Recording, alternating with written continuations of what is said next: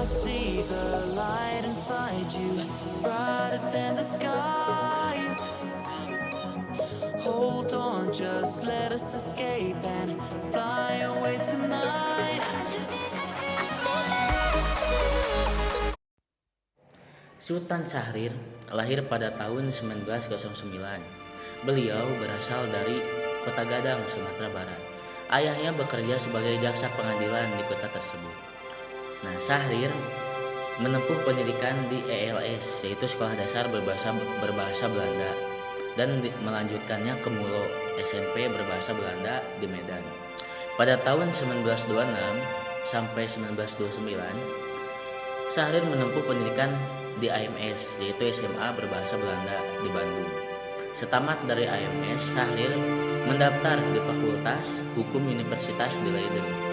Namun dia jarang kuliah dan lebih tertarik mempelajari tentang sosialisme. Selama di Leiden, beliau bertemu dengan Muhammad Hatta dan bergabung dengan organisasi mahasiswa Perhimpunan Indonesia. Pada akhir 1929, Partai Nasional Indonesia yang didirikan Soekarno dibubarkan oleh pemerintah Hindia Belanda. Nah, Syahrir kemudian diutus Hatta untuk kembali ke Indonesia dan melanjutkan perjuangan PNI. Pada tahun 1932, di usia yang ke-23 tahun, Syahrir terpilih menjadi Ketua PNI Pendidikan atau PNI Baru. Melalui PNI Baru, Syahrir kemudian membangun kesadaran politik anggota melalui penerbitan buku pedoman anggota PNI Baru. Nah, pada tahun 1934, Syahrir dan Hatta dibuang ke Bopendigul, Papua, dan 1936 dipindahkan ke Banda. Syahrir memanfaatkan waktu untuk mempelajari politik internasional dan mengajar anak-anak setempat. Nah, pada tahun 1942, sewaktu pecahnya Perang Dunia Kedua, Syahrir dipindahkan ke tahanan di Sukabumi. Masuknya Jepang ke Indonesia pada Perang Dunia Kedua membuat Syahrir agak menarik diri dari dunia pergerakan, karena Syahrir bersikap anti Jepang yang dipandang fasis dan juga totalitar. Nah, setelah Indonesia merdeka, Syahrir aktif dalam Komite Nasional Indonesia Pusat, dan pada tahun 1945 beliau menjadi Perdana Menteri pertama di usia yang ke-36 tahun. Kepemimpinan Syahrir, Soekarno, dan juga Hatta kemudian dikenal sebagai Tiga Serangkai. Dengan perawakannya yang mungil, Syahrir juga dikenal sebagai Bung Kecil.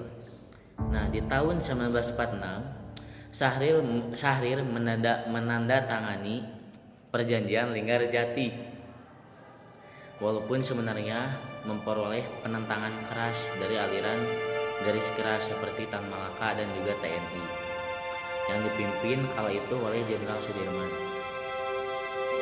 Namun Syahrir tetap jalan terus dengan pertimbangan perjanjian Linggarjati ini sebagai entry point untuk memperoleh pengakuan internasional terhadap keberadaan negara Indonesia. Sekian, terima kasih. Wassalamualaikum warahmatullahi wabarakatuh. Pada tahun 1945, Syahrir memimpin Partai Rakyat Sosialis atau PARAS yang kemudian bergabung dengan Partai Sosialis Indonesia yang dipimpin oleh Amir Syarifuddin. Merger dua partai tersebut melahirkan Partai Sosialis.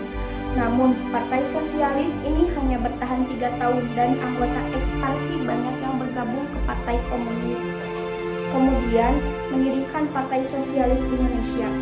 PSI ini merupakan partai kader dengan platform sosialisme kerakyatan, sosialisme demokrat yang mendasarkan pada persamaan, keadilan, serta kerjasama antar manusia. PSI tidak menyukai bentuk fasisme kiri atau komunis maupun fasisme kanan atau diktator, karena fasisme dipandang tidak memberikan penghargaan pada humanisme. PSI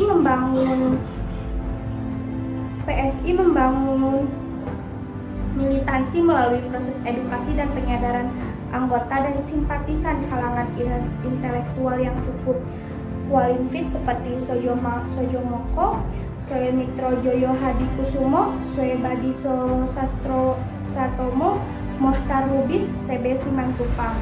Meskipun didukung kalangan intelektual, PSI hanya mempunyai anggota beberapa ribu. orang dan memperoleh suara sedikit sekitar 2% ketika pemilu 1955. Hal ini memungkinkan disebabkan strategi rekrutmen anggota yang ketat, jargon partai yang kurang bisa dipahami oleh masa saat itu, dana terbatas sehingga kampanye terbatas di daerah perkotaan dan pinggiran kota. Walaupun partai kecil, namun PSI tetap berupaya untuk mewarnai perjalanan politik saat itu. Namun tidak jarang PSI dijadikan kambing hitam dalam era demokrasi terpemimpinnya. Pemerintah Soekarno yang mengarah pada diktator dipandang berbahaya karena perlawanan Syahrir ini kemudian bertuntut pada penahanan Syahrir di Madiun oleh pemerintah Soekarno pada tahun 1962. Karena hipertensi pada tahun 1965, dalam status tahanan politik, Syahrir berobat ke Swiss dan meninggal pada tahun 1966 dalam usia 57 tahun.